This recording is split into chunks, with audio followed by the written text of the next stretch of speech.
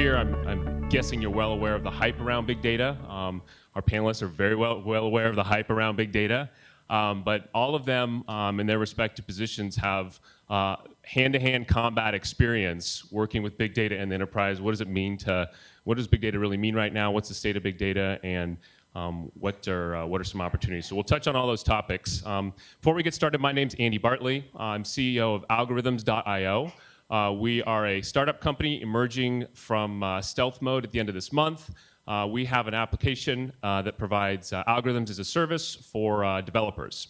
So for developers that want to come in and learn about what type of clustering or classification or collaborative filtering algorithm might work well for my data, and then to build that into an application, they can come to our site, experiment with algorithms, and then deploy those inside of apps.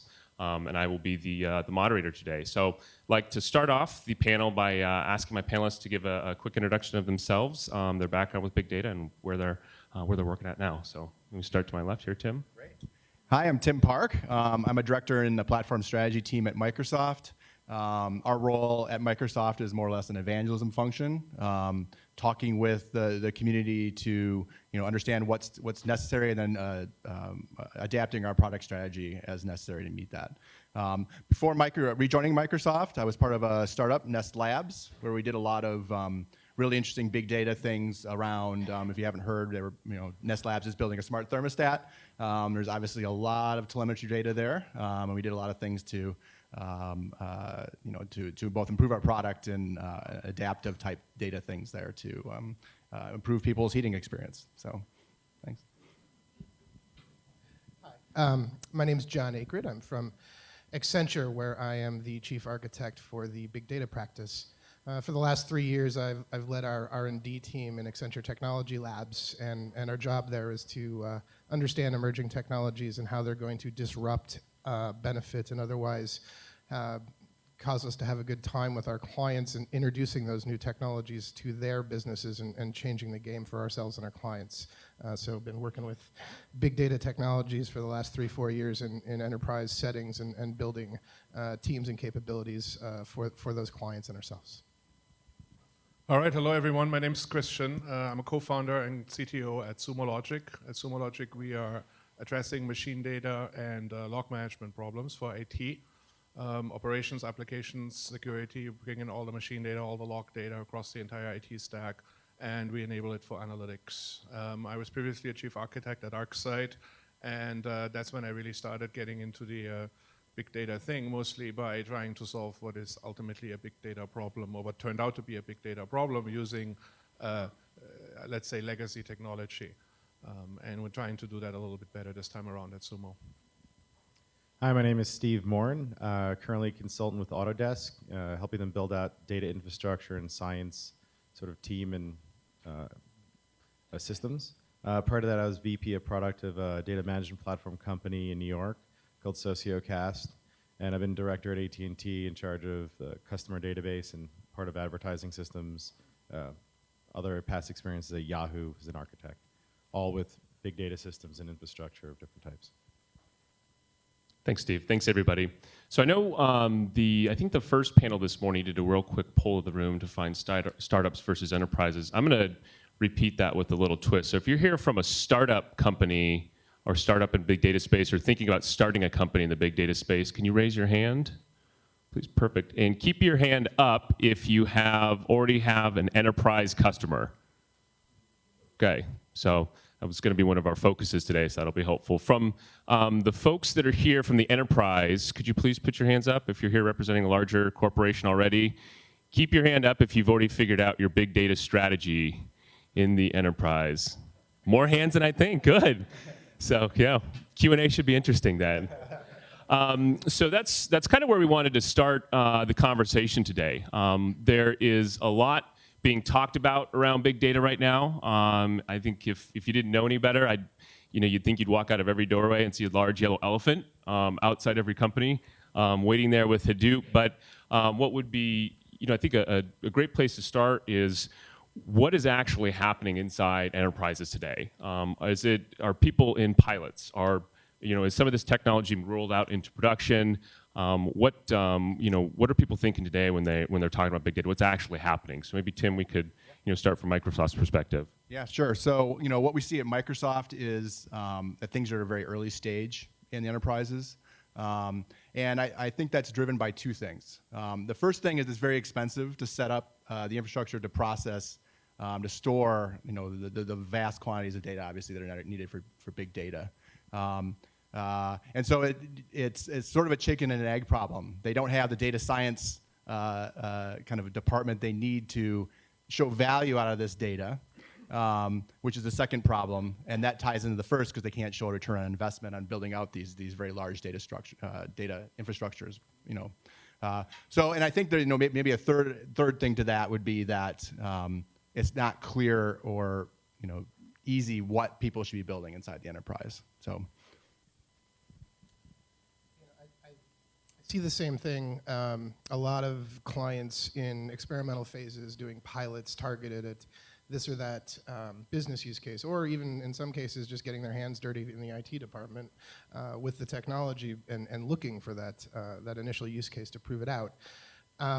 What's interesting is as you watch the journey, Jeremy this morning showed a maturity model for analytics as people move through more and more sophisticated capabilities in an organization, and we've actually built a very similar one around big data and moving from that targeted pilot in a line of business or in a targeted IT group, and then seeing that the success of that generating more interest, more people wanting to use that platform or expand it, and ultimately coming to the realization, which if you look around where these technologies come from, should be fairly intuitive, that big data is fundamentally a platform play, and it's the ability to bring all that data together where a lot of the value is realized. And so there's a lot of people who are sort of on that precipice of they've got a line of business or a specific function that's been implemented successfully, and now they're trying to understand from an enterprise strategy, how do I bring these capabilities across my lines of business to maximize the value I'm getting out of that investment. So it's a very exciting time for that reason, I think.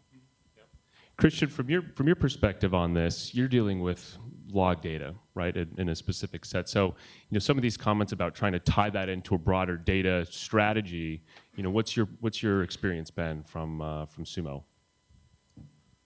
In terms of tying it into a broader strategy, so what we see from our vantage point is that IT itself is actually sitting on a log, pun intended, on a lot of big data, machine data, log data that oftentimes just falls through the cracks and isn't really used to make IT more effective. And you start basically with making it available for troubleshooting. You move from there to, once you have all the data in one place, you basically move to proactive alerting, and then from there you go into figuring out, okay, how can I use this data not to just run IT more efficiently, but how can I give this data back to the business, right? And that goes usually through the application channels in a way that now I have a lot better visibility as to what my applications are doing, what my users are doing on top of the applications, right? And then I can give that back to product people, marketing people, and so forth to figure out, hey, this works, this doesn't work. Maybe we can charge more for this. Maybe we have to charge less for this other thing. And we do this internally, and we see a lot of our customers doing that actually.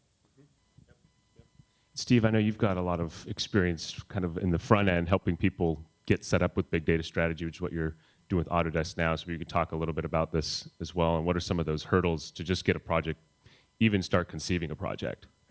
I think it's really knowing what you're trying to solve with big data, because the problem is the word is too broad. Some people really they're replacing data warehousing and long-term active data warehousing, where other groups it's really about processing specific machine learning algorithms. And there's a sort of a spectrum in between of what you're actually trying to solve. And I think you see this in a lot of businesses as they're sort of maturing into this space. You'll see business units that adopt it for a very specific point solution, and sometimes you'll get sort of top-down support for more broad-based infrastructure and basically corporate services that help replace or augment existing data warehouses. So I think as people look into, if you're in an enterprise and you're sort of looking to where to get started, I think you need to see where does your organization have pain points and make sure you have the engineering talent to sort of support it. And is that talent, Steve, from what you're seeing, we're hearing a lot about a shortage of talent. Is that reallocating resources in the enterprise, or is that some combination of outside and inside talent? How do you start to think about that team that needs to support the project? I think it really needs a look at the organization. Some of the organizations I have on, it's usually easier to train up great engineers into the big data space for the infrastructure side, and you can get professional services to help on-ramp quickly. The harder and longer road, and this is where I think people struggle, is sort of in the data scientist category. Just because you're not going to spend a few months educating, and really training up data scientists. It's not really going to happen. In John, in your experience with, because you're helping folks understand teams and build those teams, talk a little bit about how to think about building a data science team inside the organization and what companies, in your experience, need to do to foster a healthy environment for a data science team to be effective. Sure. I think we've just hit on part of that, which is especially on the platform side. If you can find somebody with hands-on experience, you can seed a team with that background and bring some good engineers to bear, and they can cross-train each other and get up to capability pretty quickly in terms of engineering a platform, putting a distributed processing platform in place and all of that stuff.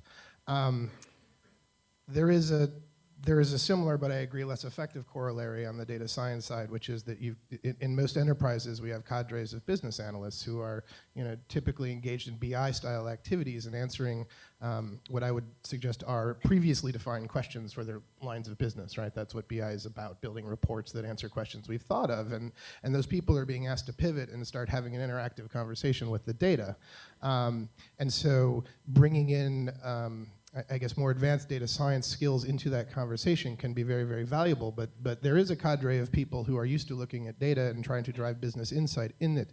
It's a longer process to transfer those skills, but you can actually accomplish a lot by, again, surrounding some core, very hard to find data science skills with some business analyst skills around it, and folks to do some of the heavy lifting that goes along with that, and see a lot of value. So what I don't see is people going out in the market buying teams whole cloth, especially around this valley, where if you put data scientist in your title, you get to ask for a 40% raise. Tim, I want to ask, along the same thread, just a little different take on it.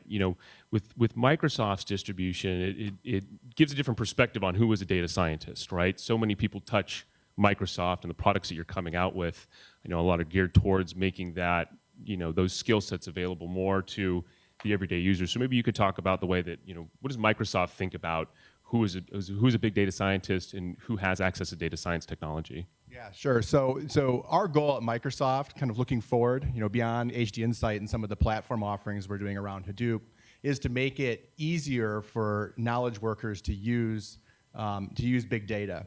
Now, to John's point, we're not going to, no tool is going to turn somebody into a data scientist overnight. But perhaps, knowledge workers, some of the BI folks he mentioned, could use results of big data queries that are already, existing. Maybe do some of the simpler queries against unstructured data. And that's what we're trying to his point, that's what we're trying to enable with Microsoft Office. So we're going forward, we're going to make, expose through this data increasingly through our Office suite and make it easier for people to access. We talked earlier about most big data projects being in a very early stage right now.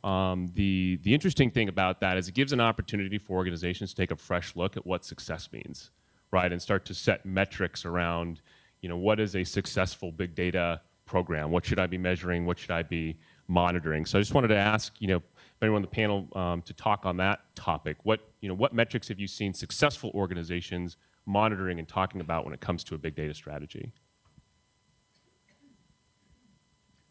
I'll jump in. I think it's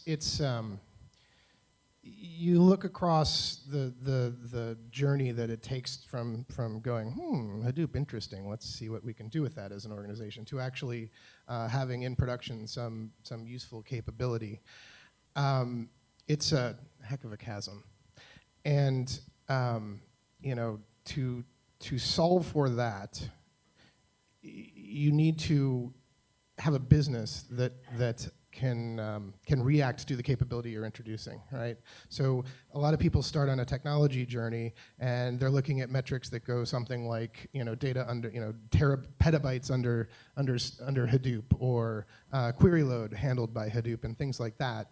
What I would argue is that the metrics you should focus on is the range of decisions that you're able to bring data to bear on. How data-driven is your organization? Because after all, what these big data technologies do is allow us to inform decisions with data and analytics that makes that data more usable, and so it's tying data to business processes, both from the question earlier of, how is business process influencing big data, but big data influencing business process. Those processes generate a data exhaust that can help inform the decisions that process is executing.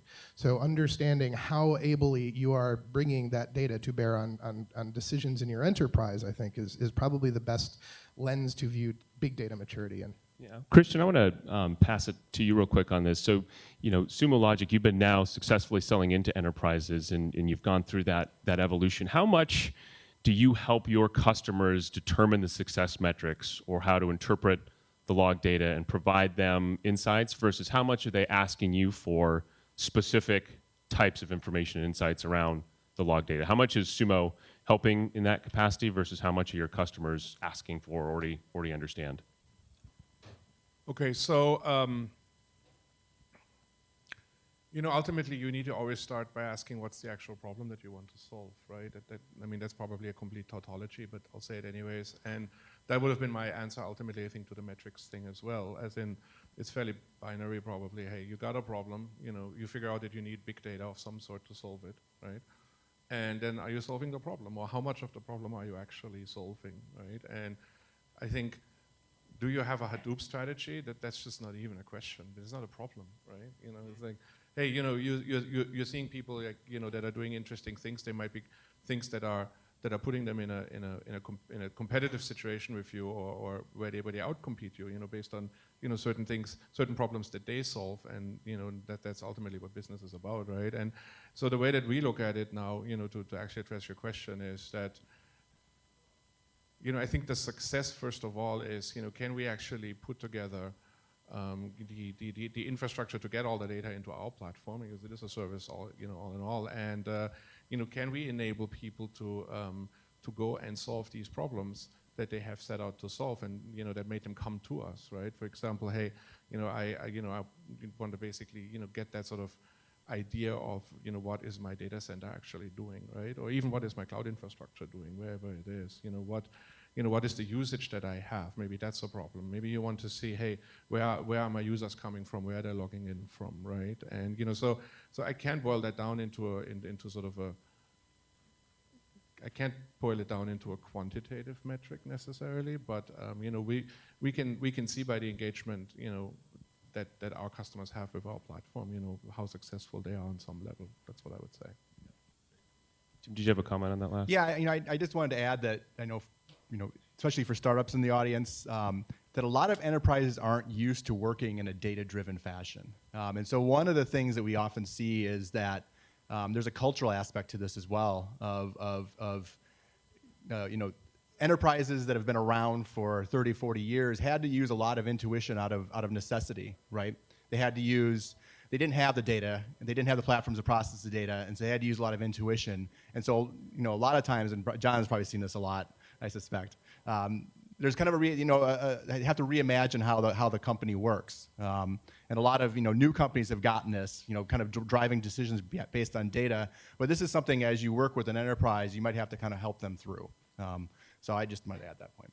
Yeah, so Tim, building on that, because we do have a number of startups in the room, with that being a change in mentality that needs to occur, how do you sell into an enterprise? How do you position that value proposition, and who are you selling to as you come into an enterprise with a new big data technology? Yeah, I think our experience has been that it's you're still selling to the CIO given the level of investment that's necessary for big data. I think my personal opinion on that is that's going to change over the next few years. I think it'll slowly change to being more department-driven around different vertical solutions for those different departments. That's just a personal opinion. But but I think you need to take it to them with a clear business case for how they're going to get value out of this investment, because it is a big investment, both in the people you're asking them to hire and also the infrastructure you're asking them to build. I definitely see the conversation starts one of two ways, and the CIO-led one is very often a hammer in search of a nail, right? So they've heard about this yellow elephant thing. Maybe it's been hanging out outside their front door, and they want to identify the use case that is going to help them understand how to apply that valuably in their organization, and that's a difficult problem to solve, because the further that person is away from the business, oftentimes I suggest that we go down and look at your annual report and find out what your most burning platform problems are for the business to have that started. If the conversation is coming from the line of business as well now too, and especially as people are bringing capabilities to bear as a service, right? It abstracts a certain amount of the technical complexity of introducing a big data capability to an organization. So we're seeing CMOs equal CIOs in terms of technology spend, and that in some cases is an end run around an IT department that is mostly interested in keeping the lights on. Or it's in connection or in concert with an IT organization that's interested in driving innovation in their business, but it's being driven by a line of business that's seeing a capability that maybe their competitors have, and they're going, to Jeremy's point from this morning, they're going, oh crap, I could have a serious threat to my business here if I don't understand how to apply this kind of deep insight into how I'm approaching the market. From what I've seen in the market, I think some of these things are definitely true, but it's really determining whether they want a point solution that's quick, and there's a lot of need in the market right now for vertical solutions. Talking to people at Excel Partners and a few others, and quite a few of us have that belief. Organizations want to move faster. They don't believe they're the core competency for specific vertical solutions. And I think you need to identify if you are a vertical solution or your infrastructure or somewhere in between. And then when you're talking to these big enterprises, try to quickly determine the business unit or on the IT side if you're solving one of those needs, and rather quickly. So let's go back to the topic of data science teams. We touched on it a little bit earlier, and we had a couple of interesting comments come up when we did our pre-meeting. And Steve, you made a good comment on this, which is, as a data scientist, do I risk coming into an organization where nobody gets me, and I'm in a cube somewhere in the building and no one really knows what I do? So, and you've kind of seen that and talked to people. So maybe you could talk a little bit about how, an organization structurally incorporates the human side of data science teams into that organization. From what I've seen in organizations, if you're a big enterprise and you're trying to recruit a data science team, someone doesn't want to be the lone ranger and the smartest person in the team. They want to know that they'll be working with a number of colleagues. So it's hard to recruit, so you want to consider putting together a full team that you'll have peers to work with. And I think that for success, and what I've seen at a few organizations is, to your point earlier, is pairing these people with existing data analysts, people that know the business, that know the data sources, know the people to talk to in the organization. Because if you just hire a data science team that can handle a lot of the analysis and do a lot of clustering and regression and predictive analysis, they don't know who to talk to.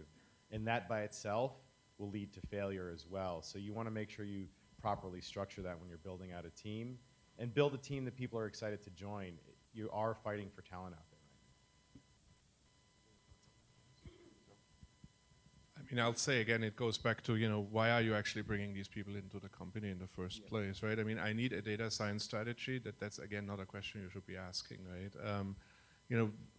So I know this guy DJ Patel a little bit, and who is probably fairly well known in this audience as well. And where he's coming from, or at least sort of that's kind of what I observed, and sort of his trajectory, and also the way that he's talking about things is, you look at LinkedIn they're turning basically the data into the product, right? It's like, they didn't invent data science in order to have a bunch of propeller heads, work with R, right? They had certain, product features that they wanted to build, and it turned out that was actually sort of a quant exercise, right? And that's, in my mind, that's what sort of grew, right, into data science, from where it's probably more than, where it's in a way different than business analysts, or what business analysts are classically doing anyway. So yeah, again, I mean, what is it that you're actually trying to solve? That's the question. Yeah. So we've got just a couple minutes left here before we transition over into Q&A. And when we had our pre-meeting, I told everyone I was going to ask them the final question, which speaks to some of the entrepreneurs in the room. Question is, if you were an entrepreneur and you were stepping out to start your own company today, what sector of the big data ecosystem would you tackle? Well, so that's a big question. Obviously, I think there's so I'll tackle one. So I think there's a lot of room right now for vertical solutions for big data. I think that was already touched on. And the story I like to tell is most drug trials are in the past were run with kind of an N number, so 70% successful, and that was deemed fairly successful, right? But with big data and a vertical solution for the medical industry, they can now do correlations between the people that was successful with versus perhaps their genome or other personal medical information that allows them to correlate those successes. And in one study, they were able to take a success rate of 70% in the general population, and predict that it would be 98% successful for this particular segment of the society. So I think there's a lot of vertical solutions like that we need to build that really enable us to peel back another layer of the onion and get into an additional layer of insight. So I think there's a plethora of areas. I want to say yes, but in particular, I'll pick one arbitrarily, and that is that as we're creating these bigger and bigger lakes, reservoirs, pick your analogy, of data in somewhat messier format, let's say, less structured, it becomes harder to find what data you have, right? The metadata that describes the data in your organization, makes it discoverable and actionable, is very hard to come by. And I made my early career at Accenture with something that goes along like, hey, here's a disk with some data on it, no descriptions of, maybe some descriptive field names if I'm lucky, and trying to figure out what's there. And that problem has gotten geometrically more complex now that we have the ability to just throw a ton of data into a Hadoop cluster and not worry about its structure until we decide to use it. That's a very, very powerful part of the Hadoop approach to data and solving problems, but it creates the problem that you don't have an inherent structure you can explore to understand what you have. So understanding how to attach metadata to what's in Hadoop, not the technology side even necessarily. I mean, people are working a lot with HCatalog and other metadata forms in terms of making Hadoop more usable that way. But how do we understand what's in that data is a very fundamental question to ask, and still we spend 80% of our time preparing data before we get to the fun data science part. Well, I would definitely go and build a commercial Hadoop distribution.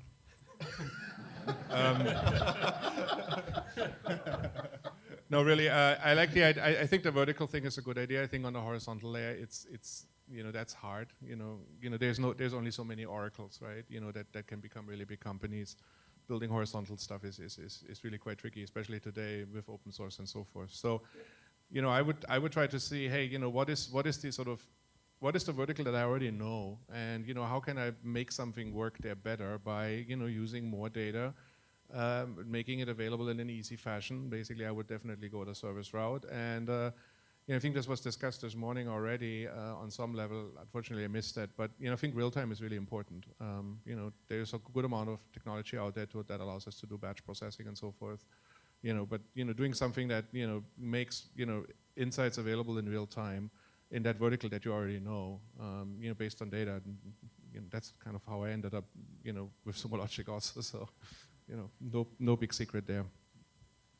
I agree with everyone, like vertical, that's good, but there's two areas sort of a little bit more horizontal that I've seen needs, and I've talked to a few people, and there's holes. It is on the metadata management, and I think there are people that have focused it on from the database side. There are people that are now focusing purely on the Hadoop, and really what enterprises need is solutions that treat both sides of the house as first-class citizens. and not an afterthought. And I think there's other tools you see repeats in organizations trying to, some people have called it democratizing data, and you see LinkedIn and Facebooks of the world providing internal tools and portals so analysts across the company can really access data. It's a organizational shift. And I think there are tools in that space that builds on top of other vendors' infrastructure. There's an opportunity there as well. Thanks, guys. So at this time, I'd like to open it up to the audience for questions. We've got a question in the front. I can give you here. Hi, I'm Arun Das. I have a business intelligence software startup. My question is about big data and related metrics. Big data offers big scope, of course, but before big data, we had huge data. Okay, I mean big data segmented all over, right? And we have tons of different metrics. They could sense and gauge that data and offer you business value. But right now, big data is offering better scope, of course. But my question is actually, we see a lot of excitement about big data and mostly Hadoop. But really, I do not think that is pointing us towards the right direction. I am totally for Hadoop, by the way. I'm not criticizing Hadoop. My point is, I mean, what would you do with Hadoop? I mean, if you really don't know what to look for. So what I'm talking about, like, are you guys seeing this early trend in the industry, like when in comparison to the older version of metric, are we adding a lot more new dimensionalities to the new metric, the big data metric? Or are we making them more business authentic? Or are we making them more accurate with the help of big data?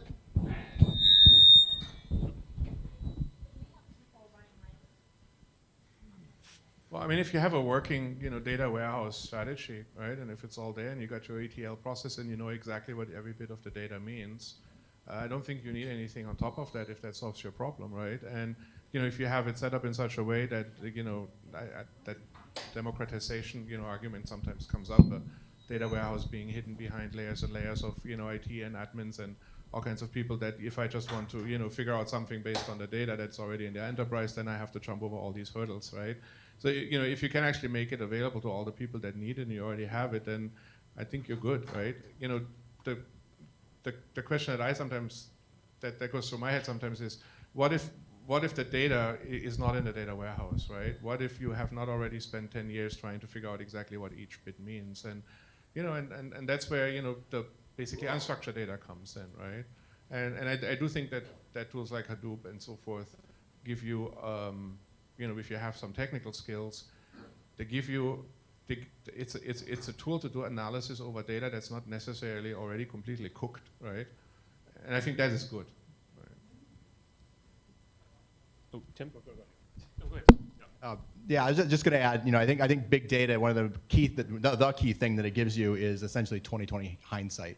So questions that you didn't know when you were collecting the data, you can throw into what I would call a digital shoebox and answer those questions later. And for startups in a room where it's really easy to change your schema of your product, it's the exact opposite in enterprise. It is very, very difficult, requires a lot of processes. So getting the data that you want to either operationalize or run experiments against into your data warehouse can be very difficult. So. Thanks. So a question in the front here. So John mentioned that right now if you bill yourself as a data scientist, you instantly get a salary premium of 40%. Very glad to hear that. I made that. So my question is, right now, if you're a data scientist, you have to do an end-to-end job, meaning you have to know how to collect data, cleansing data, massaging, exploring, analyzing, visualizing, and then explaining this to your decision maker. Do you see as more companies like Microsoft build tools for people so that they don't have to know how to program Java and Hadoop as we progress? Skills, general skills are not required for people to have in doing all these things. You only need to know what you need to know. Yeah, so how much of the technological knowledge can be abstracted out of the process?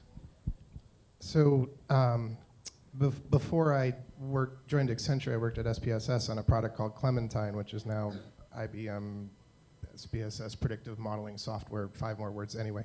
I liked Clementine. But that introduced a graphical interface to building the data flow and ultimately building models where you didn't have to code. I should say code with text. Because you're coding, you're just doing it with a graphical metaphor that doesn't make you learn a new language. And I like to joke to certain software providers that don't provide a graphical interface to their data modeling tools who say things like, well, if you must code, or if you must use an interface. So I think there's a great value in what you've just described, right? The ability to abstract away technological details that aren't core to the problem you're solving. You want to put somebody who's gifted in using quantitative methods to answer questions and solve problems, the least friction in the process to be able to arrive at that answer. And graphical environments that abstract away technical complexity are very, very good. Most of those people already speak a language called symbolic math that we've all been exposed to since 1st or 2nd grade. And that's their natural mode of describing what they're trying to do, and everything else is a translation. And so I think you do see a lot of more, with Alpine Miner and SAS with Enterprise Miner and the analytics tool set, you see a lot of them trying to abstract that complexity, and Revolution Analytics is doing it with putting interfaces on R and things like that. So you're seeing a lot of activity in the tools market to do just that sort of thing, and we see it on the platform side too. So it's a focus of development, I would say, in the vendor arena in big data to do just that. Because if you try and find all of those skills in one bucket, you're probably going to fail. And if you actually find them, they will be the most expensive humans you've ever met.